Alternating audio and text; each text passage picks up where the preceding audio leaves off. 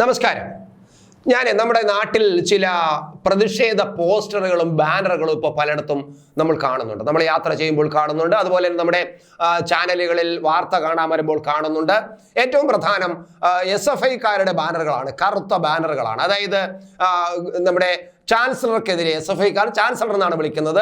നമ്മൾ അദ്ദേഹത്തിന് ഗവർണർ എന്നും കൂടെ വിളിക്കുന്നുണ്ട്. എന്തായാലും ആ ഗവർണർക്കെതിരെ ഈ കേരളത്തിൽ അങ്ങോളം ഇങ്ങോളം ബാനറുകൾ കെട്ടിയിട്ടുണ്ട്, പ്രതിഷേധ പോസ്റ്ററുകൾ കെട്ടിയിട്ടുണ്ട്.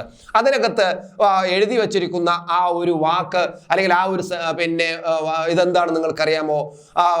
സംഘി ഖാനെ, അതുപോലെ തന്നെ ആരിഫ് ഖാനെ എന്നൊക്കെ പറഞ്ഞുകൊണ്ടാണ്. സംഘി ഖാനെ ഗോ ബാക്ക്, ആരിഫ് ഖാനെ ഗോ ബാക്ക് എന്നൊക്കെയാണ് പറയുന്നത്. പക്ഷേ അദ്ദേഹത്തിന്റെ പേര് അങ്ങനെ ആരിഫ് ഖാൻ എന്നല്ലല്ലോ. സംഘി ഖാൻ എന്ന് വിളിക്കുമ്പോൾ നിങ്ങൾക്ക് അങ്ങനെ വിളിക്കാമായിരിക്കാം, അത് നിങ്ങളുടെ ഇഷ്ടം. പക്ഷേ അദ്ദേഹത്തിന്റെ പൂർണ്ണ പേര് ആരിഫ് ഖാൻ എന്നല്ലല്ലോ, ആരിഫ് മുഹമ്മദ് ഖാൻ എന്നാണല്ലോ അദ്ദേഹത്തിന്റെ പേര്.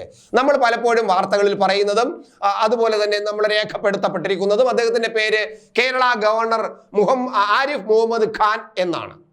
അപ്പൊ എന്തുകൊണ്ടാണ് നിങ്ങൾ അതിനിടയ്ക്കുള്ള ഒരു വാക്ക് ഇങ്ങനെ അടർത്തി മാറ്റിയിരിക്കുന്നത്? SFIക്കാർ ബോധപൂർവമാണോ എന്ന് പലപ്പോഴും എനിക്ക് സംശയം തോന്നുന്നു. ഞാൻ ഈ യാത്രക്കിടയിൽ ബസ്സിലിരിക്കുമ്പോഴും അല്ലെങ്കിൽ വണ്ടി ഓടിച്ചു പോകുമ്പോഴും കാണുന്ന ബാനർ കാണുമ്പോൾ ആരിഫ് ഖാൻ ഗോ ബാക്ക് എന്നൊക്കെ പറഞ്ഞുകൊണ്ടുള്ള ബാനറുകൾ കാണുമ്പോൾ എനിക്ക് തോന്നുന്നു ഇതിനിടയ്ക്ക് ഒരു വാക്കുണ്ടല്ലോ, എന്ത് സംഭവിച്ചു? എന്താണ് അതിൻ്റെ കാര്യം? കേരളത്തിലെ SFIക്കാർക്ക് ആ വാക്ക് പറയാൻ ഭയമാണോ, അതോ ആ വാക്കിനോടുള്ള മമതയാണോ? ഇത് രണ്ടിലേതെങ്കിലും ഒന്നായിരിക്കുമല്ലോ. ഒന്നുകിൽ ആരിഫ് മുഹമ്മദ് ഖാൻ എന്ന ആ പേര് പൂർണ്ണമായിട്ട് പറയാൻ അവർ തയ്യാറാകാതെ ആരിഫ് ഖാൻ എന്നും മാത്രം പറയുമ്പോൾ ബോധപൂർവമാണോ ഇതിനിടയ്ക്കുള്ള ഒരു ആരിഫ് മുഹമ്മദ് ഖാൻ എന്ന പേരിലെ ഇടയ്ക്കുള്ള മുഹമ്മദ് എന്ന പേര് നിങ്ങൾ എന്തുകൊണ്ട് അടർത്തി മാറ്റി അത് ഉപയോഗിക്കാതെ മാറ്റുന്നു? ഒന്നുകിൽ നിങ്ങൾ ആ വാക്കിനെ ഭയക്കുന്നു എന്നതാണ്. അങ്ങനെ ഭയക്കുന്നത് എന്തിനാണ്? ആ വാക്ക് അത്രമാത്രം ഗുരുതരമാണോ?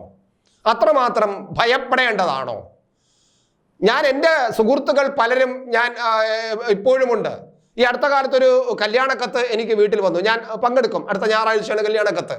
അതിലും ആ സുഹൃത്തിൻ്റെ പേരിൽ, എൻ്റെ സുഹൃത്തിൻ്റെ പേരിൽ ഈ പറയുന്ന വാക്കുണ്ട്.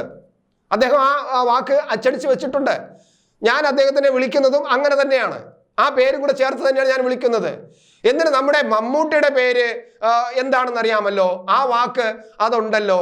പക്ഷേ അദ്ദേഹം അത് ഉപയോഗിക്കുന്നില്ല. അദ്ദേഹം സിനിമയിൽ വന്നപ്പോൾ ചെറിയ പേരാക്കണമെന്നുള്ളത് കൊണ്ടും അതൊരു സ്റ്റൈലാണെന്നുള്ളത് കൊണ്ടും ആയിരിക്കാം അദ്ദേഹം മമ്മൂട്ടി എന്ന് മാത്രമേ പേര് പറഞ്ഞുള്ളൂ. ആ വാക്കിൽ മമ്മൂട്ടി എന്നുള്ള പൂർണ്ണ പേരിൽ ഇതുണ്ട്. അതുപോലെ തന്നെ നമ്മുടെ പല സാഹിത്യകാരന്മാരുടെയും സിനിമാക്കാരുടെയും ഒക്കെ പേരുകളിൽ അതുണ്ട്. പക്ഷേ അതെല്ലാം അവർ ഉപയോഗിക്കുന്നുണ്ട്. പക്ഷേ SFIക്കാർക്ക് എന്താണ് ആ പേരിനോട് ഭയം? അപ്പോൾ ഒന്നുകിൽ നിങ്ങൾക്ക് ഭയമുണ്ട് എന്ന് തന്നെയാണ്, അല്ലെങ്കിൽ നിങ്ങൾ ആ പേരിനോട് വല്ലാത്ത ഈ പ്രതിബദ്ധത കാണിക്കുന്നു, വല്ലാത്ത കൂറ് കാണിക്കുന്നു. ആ പേര് വല്ലാത്ത ഇതാണ്. മറ്റു പല പേരുകളെയും ഇപ്പോൾ രാമക്ഷേത്രം എന്നൊക്കെ പറയുമ്പോൾ ആ പേരിൽ കിടക്കുന്ന, ക്ഷേത്രത്തിനുള്ളിൽ കിടക്കുന്ന രാമ എന്ന വാക്കിനെ എത്രമാത്രം മോശമായിട്ട് വ്യാഖ്യാനിച്ച് ഇല്ലാതാക്കാൻ കാണിക്കുന്ന ധൈര്യം എന്തുകൊണ്ട് ആ വാക്ക് നിങ്ങൾക്ക് പറയാൻ കഴിയുന്നില്ല? അതല്ലെങ്കിൽ ആ വാക്കിനോട് നിങ്ങൾ എന്തുകൊണ്ടാണ് ഇത്ര വലിയ മമത കാണിക്കുന്നത്, ഇത്ര വലിയ അടുപ്പം കാണിക്കുന്നത് മനസ്സിലാകുന്നില്ല. അപ്പോൾ യഥാർത്ഥത്തിൽ ഈ SFI എന്ന വിദ്യാർത്ഥി സംഘടന ഇത് പറഞ്ഞു വന്നിരിക്കുന്ന ഇവരുടെ സ്വാതന്ത്ര്യം, ജനാധിപത്യം, സോഷ്യലിസം എന്നൊക്കെ പറയുന്ന ഈ മുദ്രാവാക്യത്തിന് എന്തെങ്കിലും അർത്ഥമുണ്ടോ? പൊള്ളത്തരം, പൂർണ്ണമായും പൊള്ളത്തരമല്ലേ? അതല്ലെങ്കിൽ നിങ്ങൾ എന്തിനാണ് ഈ വാക്ക് അടർത്തി മാറ്റുന്നത്? ഭയം അല്ലെങ്കിൽ അനുകമ്പ, അതല്ലെങ്കിൽ അതിനോടുള്ള അടങ്ങാത്ത ആവേശം, ഈ പേരിനോടുള്ള, ഇതിൽ രണ്ടിലേതെങ്കിലും ഒന്ന് തന്നെയായിരിക്കും നിങ്ങൾ ബോധപൂർവം നമ്മുടെ ഗവർണർ ആരിഫ് മുഹമ്മദ് ഖാൻ എന്ന പേരിൽ നിന്നും ആ പറയുന്ന ഒരു വാക്ക് വെട്ടിമാറ്റിയത് എന്ന് തന്നെയാണ് വിലയിരുത്തേണ്ടത്.